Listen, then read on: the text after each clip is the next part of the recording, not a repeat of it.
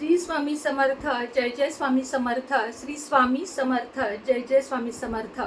श्री स्वामी समर्थ महाराजांच्या नामस्मरणाने आजच्या व्हिडिओला सुरुवात करूया. शुभ दुपार तुम्हा सगळ्यांना. कसे आहात तुम्ही सगळे? आशा व्यक्त करते स्वस्थ असाल, मस्त असाल, स्वामींच्या सेवेमध्ये रममाण असाल. बरेच दिवस मी तुम्हाला असे छोटे छोटे उपाय सांगितले नाहीत जे आपल्याला पैशाने मजबूत बनवू शकतील. अर्थातच लाखो कमवणारे करोडोमध्ये आणि हजारो कमवणारे लाखोमध्ये असं परिवर्तन व्हायला वेळ लागणार नाही जर आपण काही अचूक उपाय सोबत कष्ट, तिसरी गोष्ट कर्म, या तीन गोष्टी जर केल्या, सेवा, चौथी गोष्ट सेवा, महत्वाची गोष्ट सेवा, उपाय, या दोन गोष्टी, कर्म चांगले ठेवायचे, कष्ट भरपूर करायचे. आता सेवा करायच्या म्हणजे काय करायच्या? आपल्या ज्या कोणत्या देवावर श्रद्धा आहे, महाराजांवर असेल महाराजांची करा, गणपती बाप्पावर असेल गणपती बाप्पाची करा, माता लक्ष्मीला मानत असाल माता लक्ष्मीला करा. काही स्त्रिया किंवा पुरुष फक्त कुलदेवीचं जास्त करतात, कुलदेवीचं करा. सगळा मिळून परमेश्वर एकच आहे. म्हणजे महाराज म्हणतात मीच कृष्ण आहे, मीच विष्णू आहे, मीच विठुराया आहे, मीच अन्नपूर्णा आहे, साक्षात माता लक्ष्मी सुद्धा मी आहे.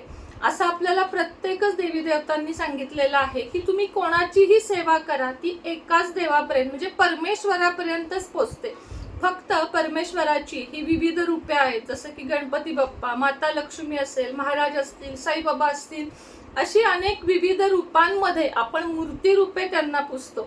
पण खरं सांगू का, कोणतीच जरी मूर्ती आपल्याकडे नसेल आणि आपण एक 5 मिनिट शांत बसून फक्त आपण परमेश्वराचे चिंतन जरी केले ना, दिवसभरातले 5 मिनिटं मी सांगते, दिवसभरातील 5 मिनिटं फक्त तुम्ही चिंतन करून बघा की हे परमेश्वरा, मला जे काही दिलं आहेस त्याबद्दल तुझे धन्यवाद.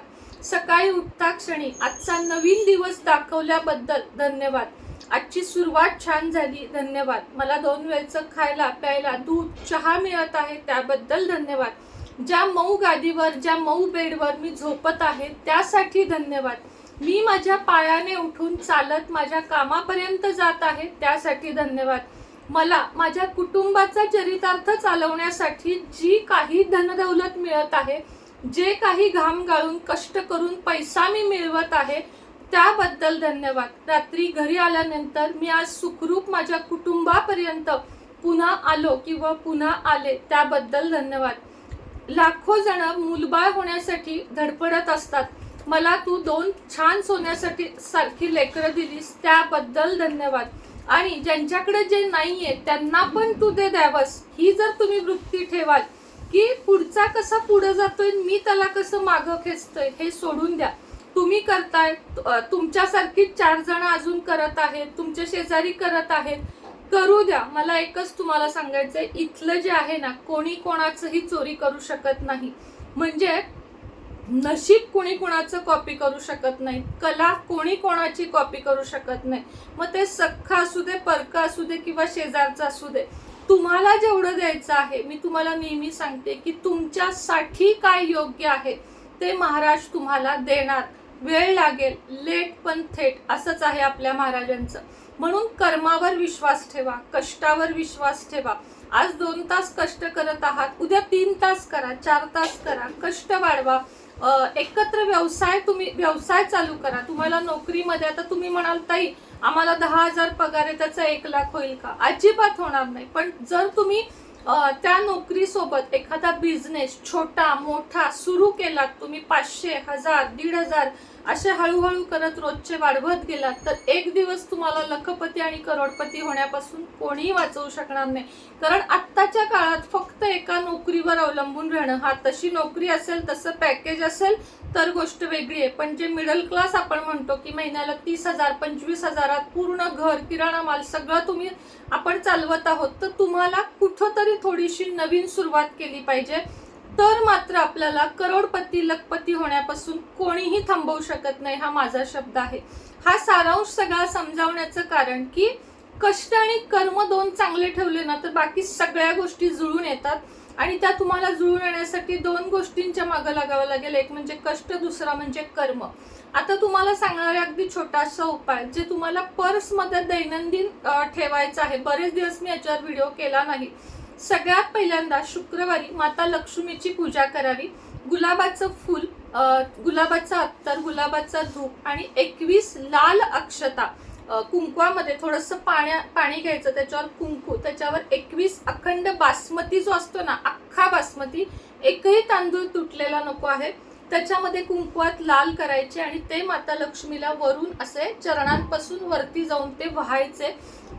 दुसऱ्या दिवशी म्हणजे शनिवारी एक छोटंसं पिवळं किंवा लाल वस्त्र घ्यायचं, सिल्कचं असेल छान, एवढंच अगदी पोटली सारखं, आणि त्याच्यामध्ये ते लक्ष्मीला वाहिलेलं गुलाबाचं फूल आणि त्या अक्षता एकत्र ठेवायच्या. पुन्हा एकदा माता लक्ष्मीचं स्मरण करायचं शनिवारची पूजा केल्यावर, आणि त्यानंतर हे जे आहे ते तुम्हाला पर्समध्ये ठेवायचं आहे.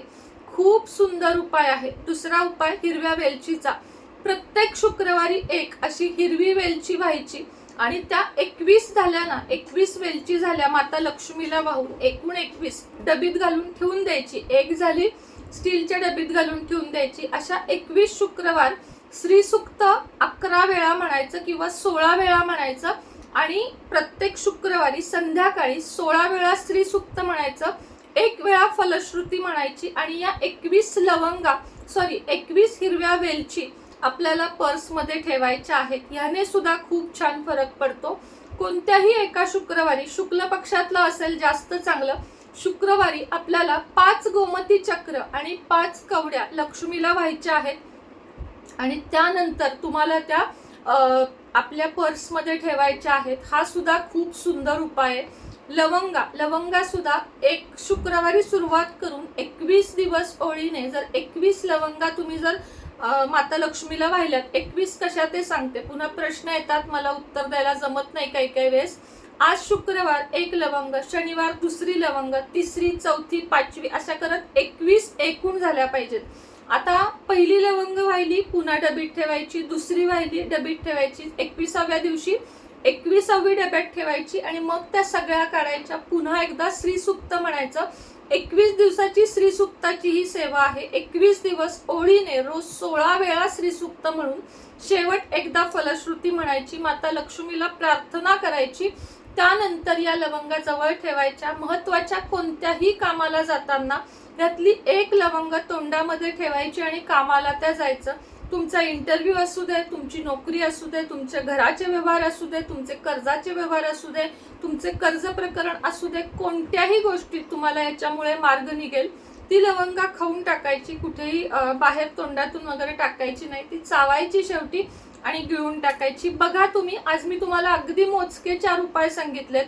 पुढच्या एखाद्या शुक्रवारच्या येणाऱ्या व्हिडिओमध्ये, म्हणजे आज बुधवार आहे, शुक्रवारी तुम्ही करू शकाल म्हणून मी तुम्हाला हे सांगितले. इतके प्रचंड ताकदमय हे उपाय आहेत की तुमचं काम झालंच म्हणून समजा. पॉझिटिव्ह बोला, पॉझिटिव्ह राहा, वास्तूमध्ये शांतता ठेवा. भाड्याची असो स्वतःची असो दे, वास्तू ही आपल्याला बरंच काही देऊन जाते. म्हणजे तुम्ही जेवढी तुमच्या वास्तूमध्ये हसत खेळत राहाल, चांगलं वातावरण ठेवाल, तेवढं तुम्हाला ते घर भाड्याचं असू देत किंवा स्वतःचं तुम्हाला भरभरून देणार. हा माझा शब्द आहे. श्री स्वामी समर्थ.